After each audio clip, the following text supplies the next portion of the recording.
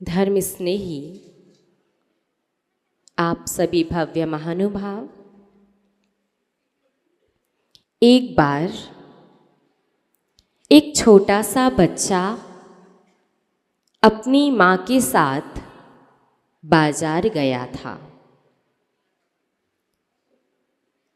और जब माँ एक दुकान से कुछ सामान खरीद रही थी, उस समय बच्चा बार बार उसी दुकान पर रखे हुए एक चॉकलेट के डिब्बे को देख रहा था। उस दुकानदार ने भी बच्चे को चॉकलेट देखते हुए देखा तो दुकानदार समझ गया कि बच्चे को चाहिए है। बच्चा था छोटा सा। दुकानदार ने कहा कि आपको चॉकलेट चाहिए तो आप ले लो, मेरी तरफ से आपको फ्री में। बच्चे ने नहीं ली, लेकिन पुनः वो डिब्बे को देखने लगा। दुकानदार ने फिर से कहा, बेटा ले लो, फिर भी नहीं ली। तीसरी बार फिर से कहा, तब भी उस बच्चे ने चॉकलेट नहीं ली। दुकानदार को थोड़ा सा लगा शायद संकोची स्वभाव का बच्चा होगा, तो दुकानदार ने अपने हाथ से चॉकलेट निकाली और बच्चे को दे दी। दुकान से वापस लौटते समय उस बच्चे की माँ ने पूछा कि बेटा, जब तुम्हें चॉकलेट चाहिए थी और अंकल जी कह रहे थे तो तुमने चॉकलेट क्यों नहीं ली? तो बच्चे ने बड़ा अच्छा सा जवाब दिया। बच्चे ने कहा, देखो माँ, मेरे छोटे छोटे से हाथ हैं। अगर मैं उस डिब्बे में से चॉकलेट लेता तो 2-4 आती, और अंकल जी ने दी तो मेरे दोनों हाथों में चॉकलेट है और दोनों पॉकेट में भी चॉकलेट ही है। तो हम पूछना चाहते हैं कि क्या आप उस बच्चे से भी कम समझदार हैं क्या?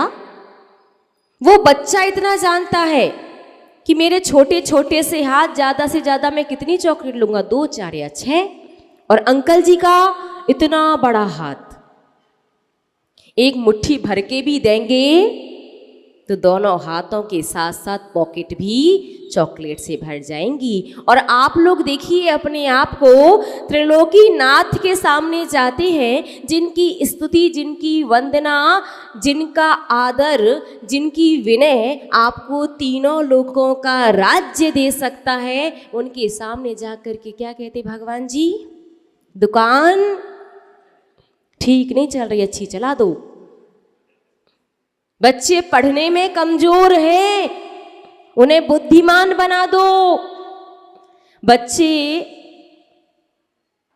अपने भविष्य को लेकर के चिंतित हैं, या जॉब के लिए, बिजनेस के लिए प्रयास कर रहे हैं, तो उनका प्रयास सफल करवा दो। यदि ऐसी भावना व्यक्त करते हैं तो निश्चित रूप से उस बच्चे से भी कम समझदार है। अरे भगवान के सामने जब भी जाओ तो भिखारी बन करके मत जाओ, भक्त बन करके जाओ। वो त्रिलोकी नाथ है, उनकी भक्ति से सब मिलेगा, सब होगा। यहां तक कि आप भगवान भी बन जाओगे तो जिनकी भक्ति आपको भगवान बना सकती है, क्या उनकी भक्ति से आपको सांसारिक वस्तुएं नहीं मिलेंगी? सब कुछ मिलेगा, लेकिन मांगना नहीं है। बस आप तो निकांक्षित भाव से, बिना किसी आकांक्षा के भगवान की भक्ति कीजिए। उनकी भक्ति से सब कुछ स्वतः आपको मिल जाएगा, और उनकी भक्ति से मिलेगा तो भरपूर मिलेगा। और मांग मांग करके लोगे तो पता नहीं भरा तो कहाँ रहेगा, थोड़ा बहुत तो आ ही जाएगा। तो आज से बिल्कुल मन में संकल्प कर लो जीवन में कोई भी कैसी भी कितनी बड़ी समस्या क्यों ना आ जाए, कभी भगवान से ये नहीं कहेंगे कि भगवान मेरा काम कर दो।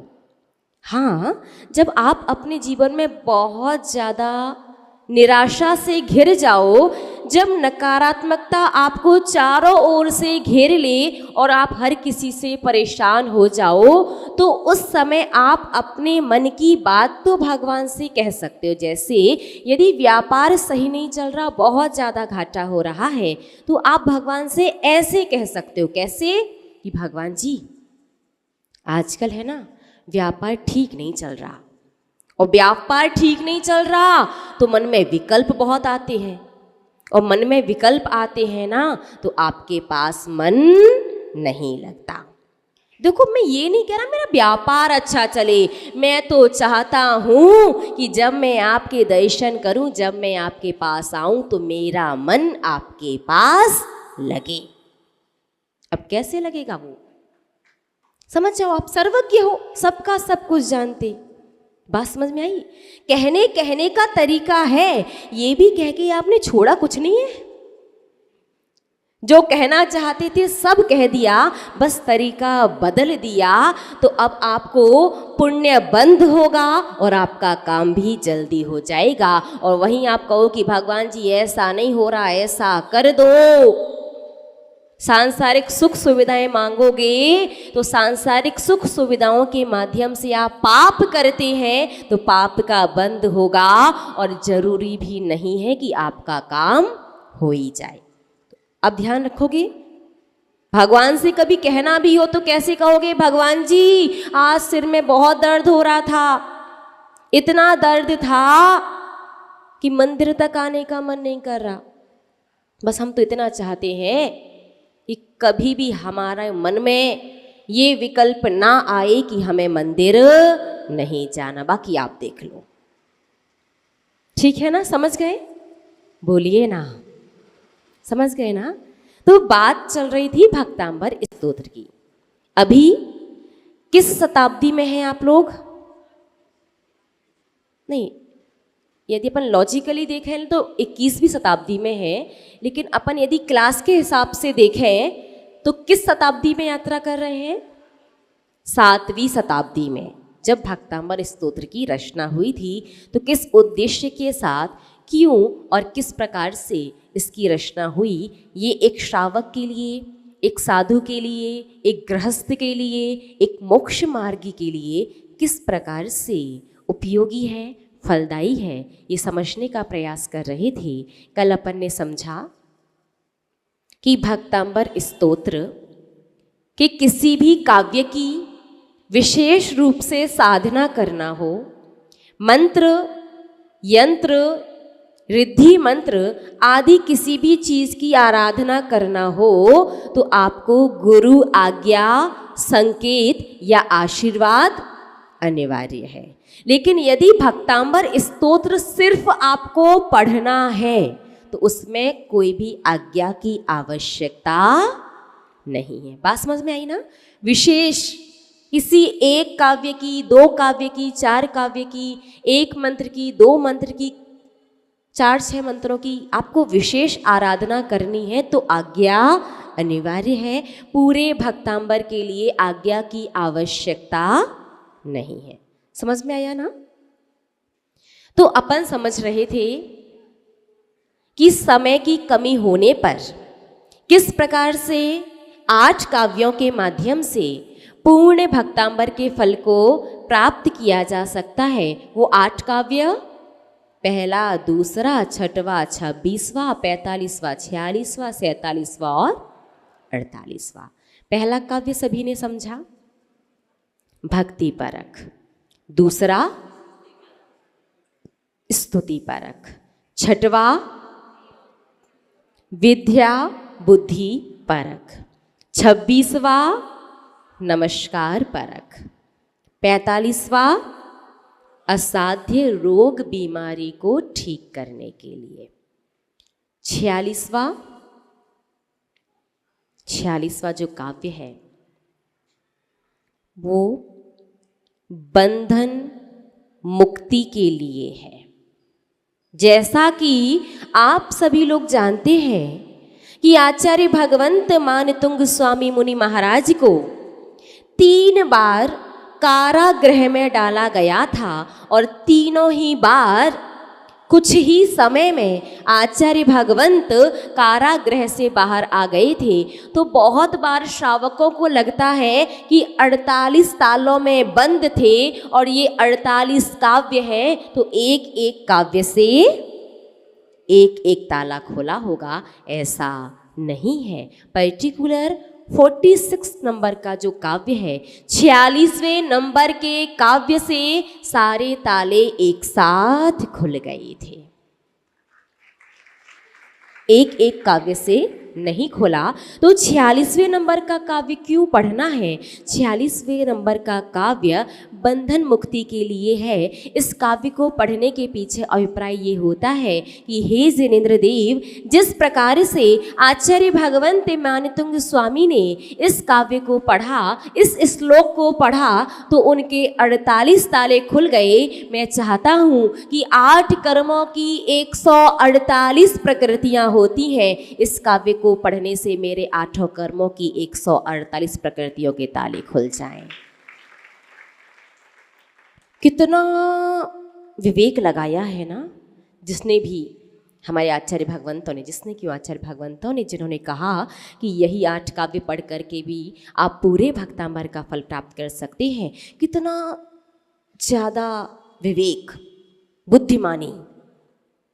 148 कर्म प्रकृतियां गई तो संसार का हर दुख समाप्त हो जाएगा, शाश्वत पद की प्राप्ति। और देखिए, संसार की कर्मों की पूरी 148 प्रकृति आप नहीं भी काट पाओगे, वर्तमान में तो संभव ही नहीं है। मुनियों की, साधुओं की नहीं कटेगी, फिर तो आप ग्रस्त हैं।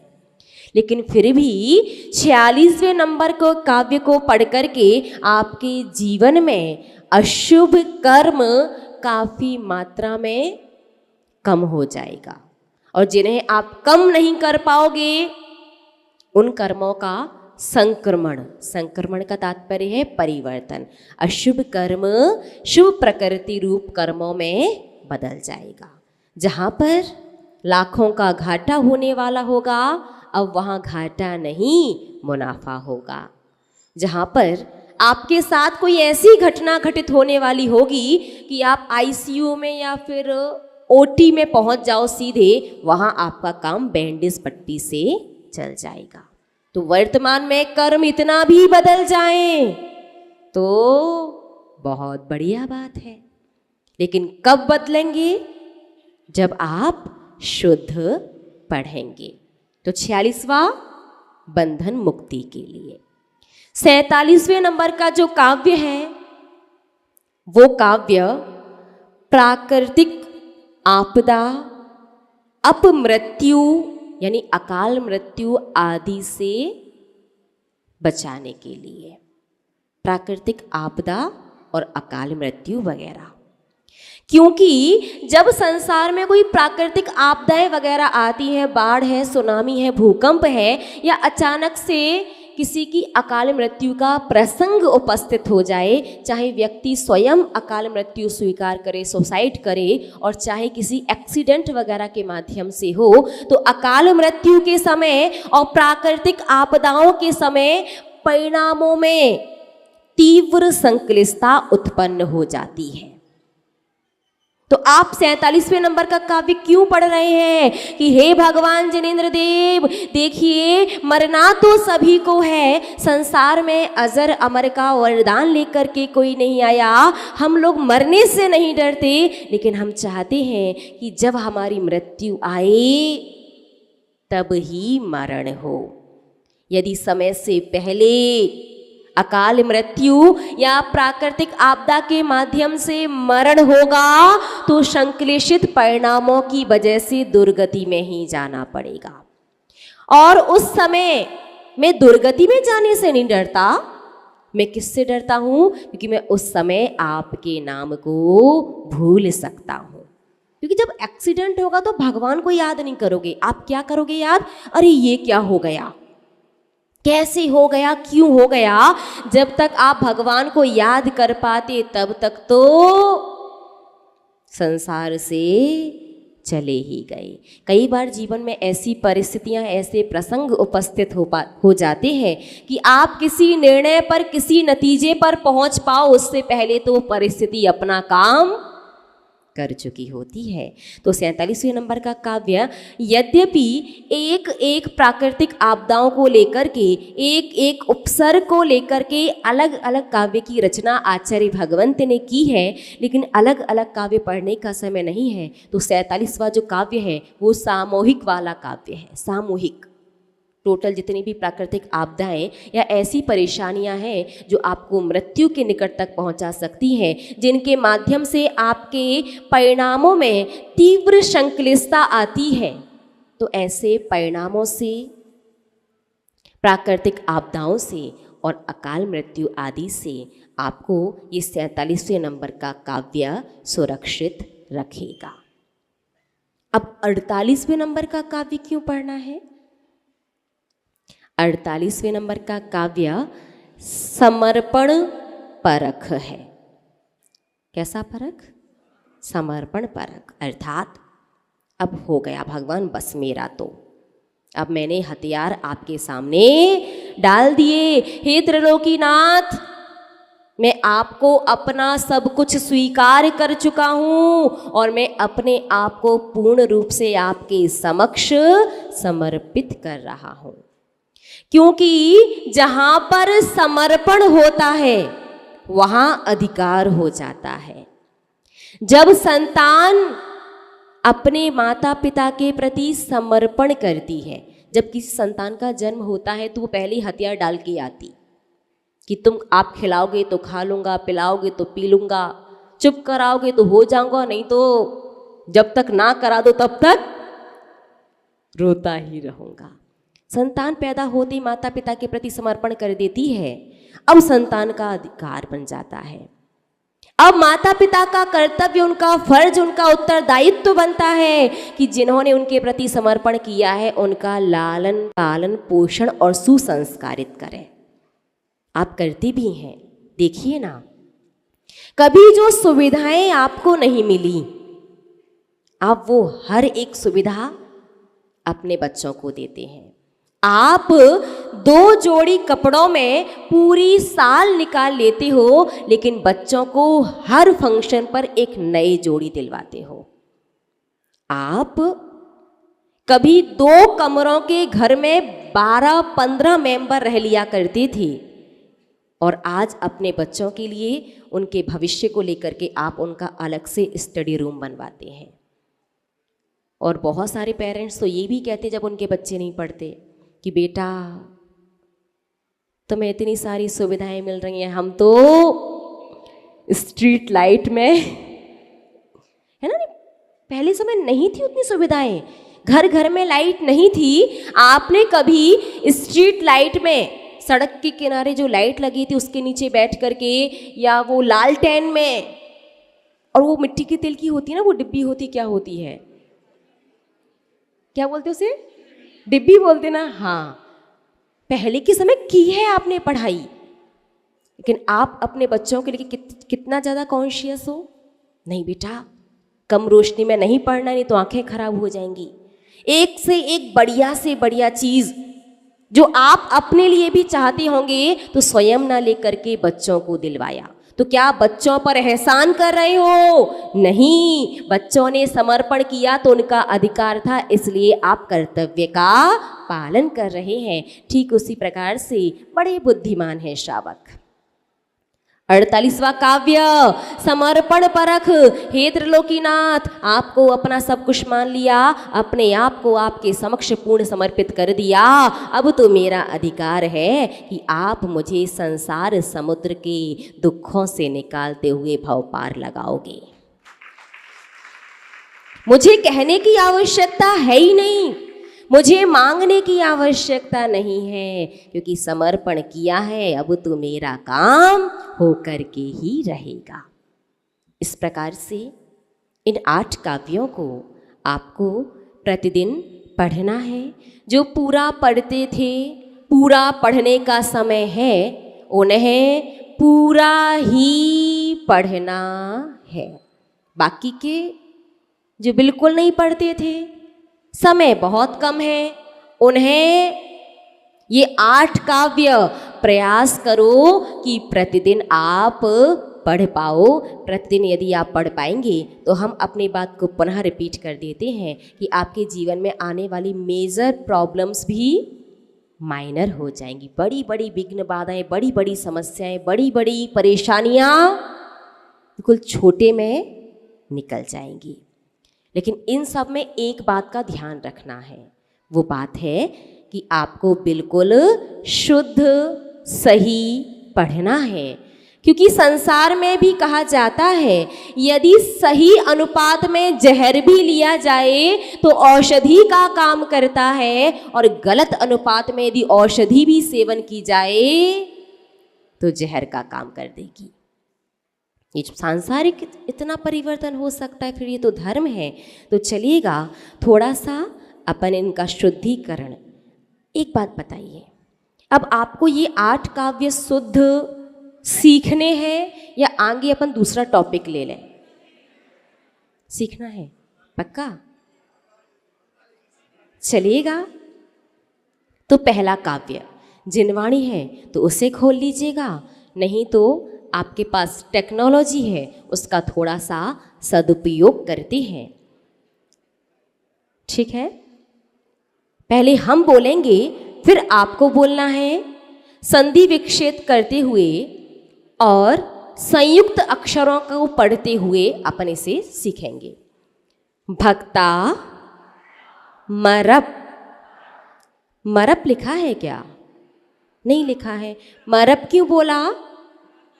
देखिए, जब भी किसी अक्षर के एक शब्द के बाद दूसरे शब्द का प्रारंभ यदि 1.5 अक्षर से होता है तो दूसरे शब्द में जो आधा अक्षर होगा उस पर जोर दिया जाएगा। जोर देने का तात्पर्य है आप उसे ऐसे बोलोगे कि जैसे आपने उसे 2 बार बोला हो।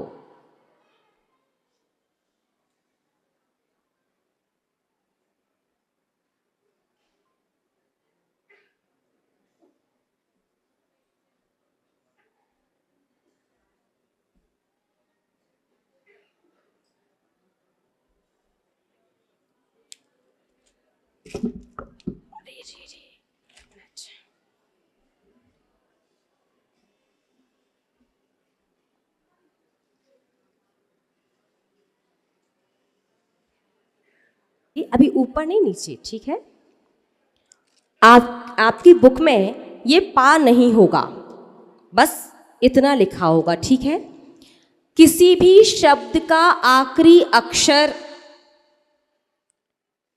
हिरस्व हो, सिर्फ र, इस पर कोई मात्रा वगैरह नहीं हो, उसके बाद दूसरे शब्द का पहला अक्षर 1.5 अक्षर वाला हो, तो इसमें जो आधा अक्षर होगा उस पर जोर दे करके फिर आगे पढ़ेंगे। तो प्र में प आधा है और र पूरा है, तो कैसे पढ़ेंगे?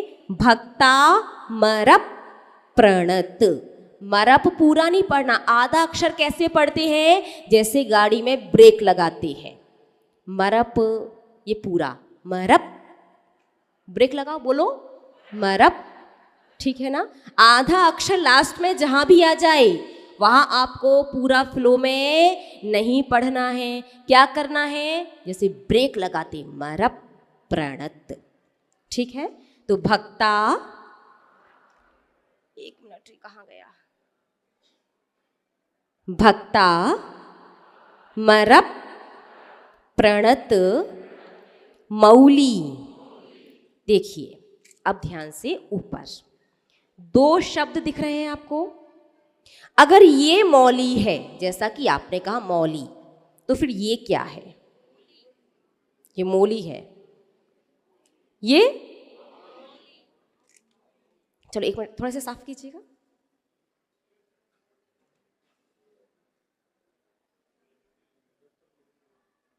बस नीचे वाला साफ कर, ऊपर के दो रहने दीजिएगा। ये डस्टर है।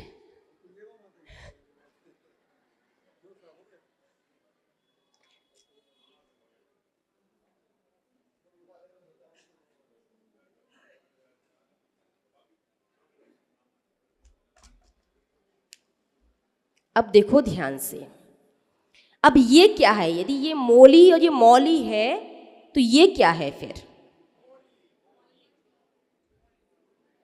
नहीं समझ में आ रहा? तीनों में डिफरेंस, इस पर औ की मात्रा है, इस पर ओ की मात्रा है, इसमें ओ की मात्रा के साथ अंग की बिंदी है। अब बोलना तीनों को जरा।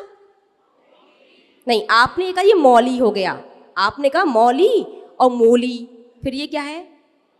ये भी मौली, ये भी मौली। अरे रुको रुको, ये भी मौली और ये भी मौली और ये मोली। वाह, अब समझ में हम क्या कहना चाहते हैं? इजी करते हैं थोड़ा सा। ये सिर्फ ओ, माँ और ओ तो मो, तो ये हुआ मोली। माँ के साथ ओ, अंग की बिंदी और ली, तो ये मौली।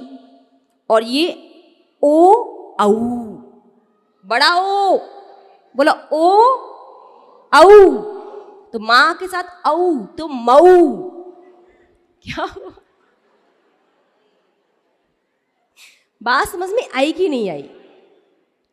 दो मात्राएं हैं, बड़ा ओ है, तो बड़ा ओ कैसे पढ़ते हैं?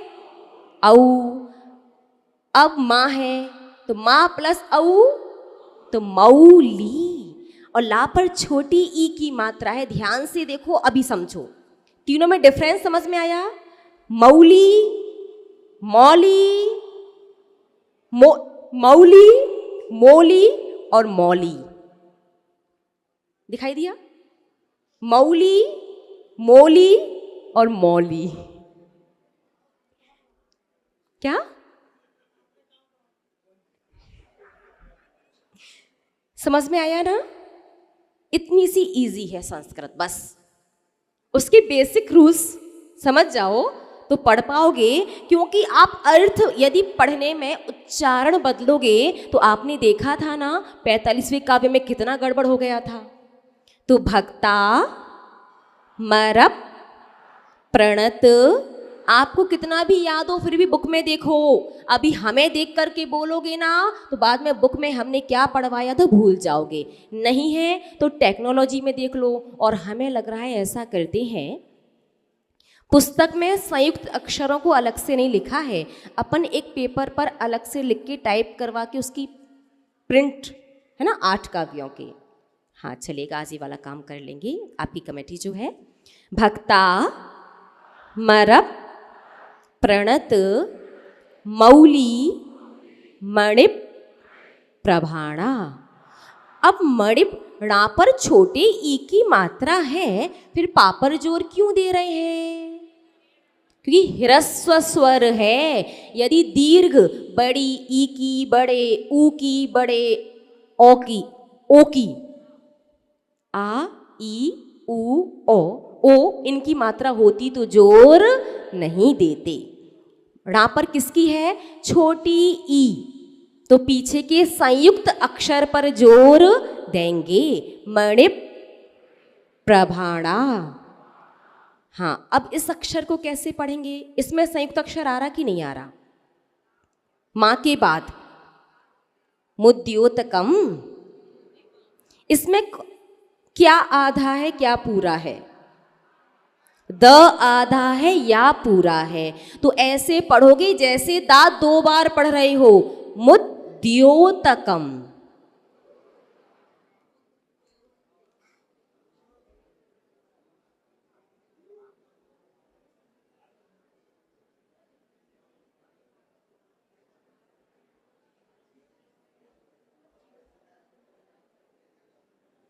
हाँ, अब देखो यहां, अब पढ़ो, ये क्या लिखा है? मुद पूरा मत बोलो, आधा है, ब्रेक लगाओ।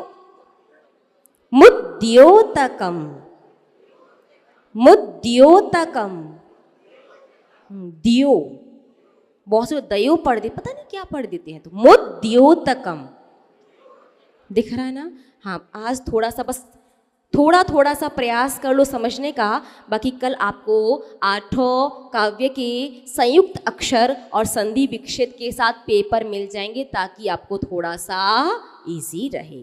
मुद्योतकम दलित पाप तमो वितानम सम्यक, बहुत से लोग फ्लो में सम्यक प्रणम्य, सम्यक क्यों, क आधा है, कैसे बोलोगे, सम्यक सम्यक प्रणम्य जिन पाद युगम युगादा वालम, बालम नहीं है वालम बनम।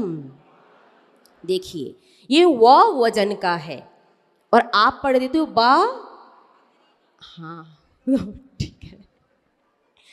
अब आपने ब बकरी के कुछ और नहीं कह सकते अपन, बा बहन वाला, बा बल वाला, बलवान, अरे हाँ बा बकरी समझ लो, थोड़ा इजी रहेगा। देखो व वजन का बोलोगे तो इस शब्द का अर्थ निकलेगा वालंबनम यानी अवलंबन, अवलंबन यानी सहारा, और बा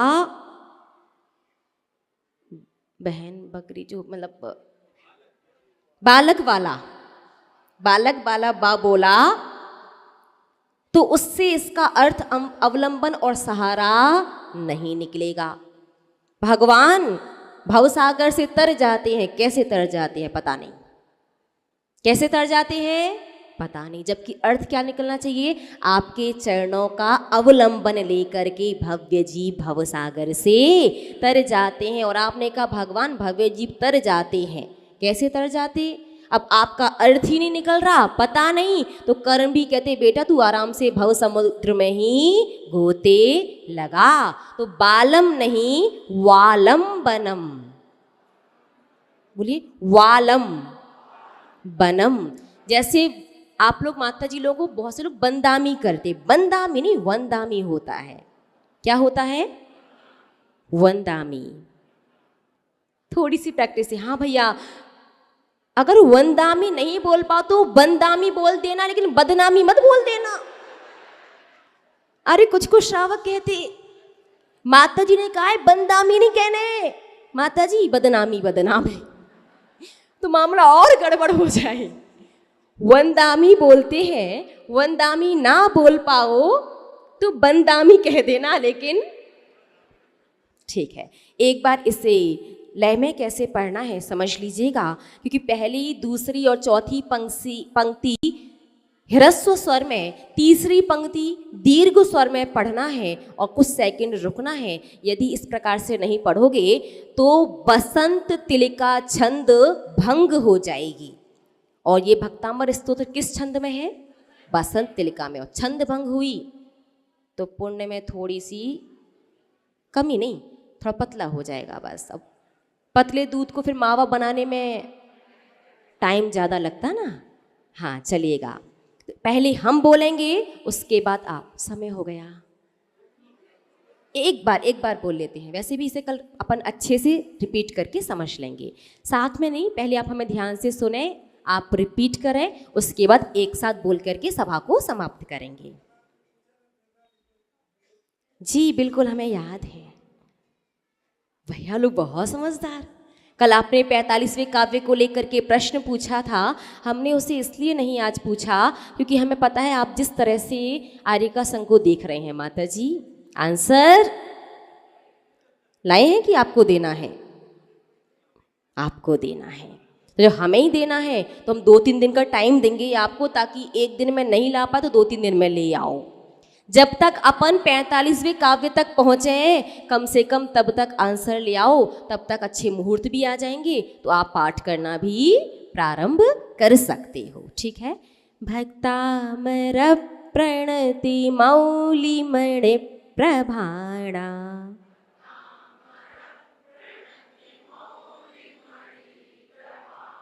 भक्तामर प्रणति मौलिमणि प्रभाणा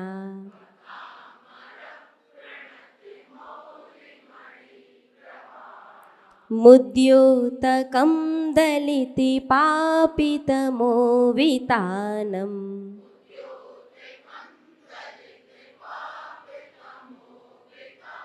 देखिए पहली पंक्ति जिस स्वर में एक से स्वर में चले थे वैसी अपन ने दूसरी पढ़ी और ऐसी ही चौथी पढ़ेंगे, लेकिन तीसरी कैसी, थोड़ी दीर्घ। ध्यान से समझने का, सुनने का प्रयास कीजिए। सम्यक प्रणम्य जिने पादियुगम युगादा।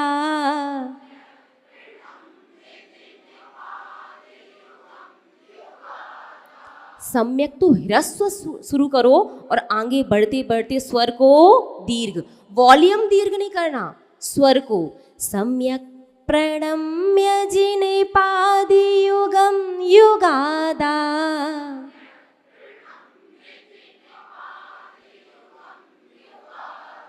वालंबनं भविजले पतितां जनानां।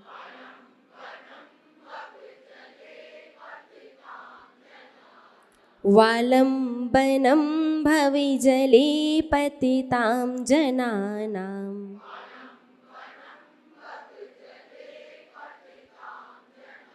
अब एक बार हमारे साथ रिपीट करना, फिर एक बार आप सब लोग मिल करके, ठीक है? तो रिपीट कीजिएगा हमारे साथ। भक्तामर प्रणति मौलिमणि प्रभाणा मुद्योतकं दलिते पा। एक मिनट, मुद्योतिकम नहीं, देखिए ता पर ई की मात्रा नहीं है, मुद्योतकम, तकम, ठीक है? एक बार पुनः। भक्तामर प्रणति मौलिमणि प्रभाणा मुद्योतकं दलिते पापितमोवितानं। सम्यक प्रणम्य जिने पादियुगं युगादा। बालंबनं भविजले पतितां जनानां।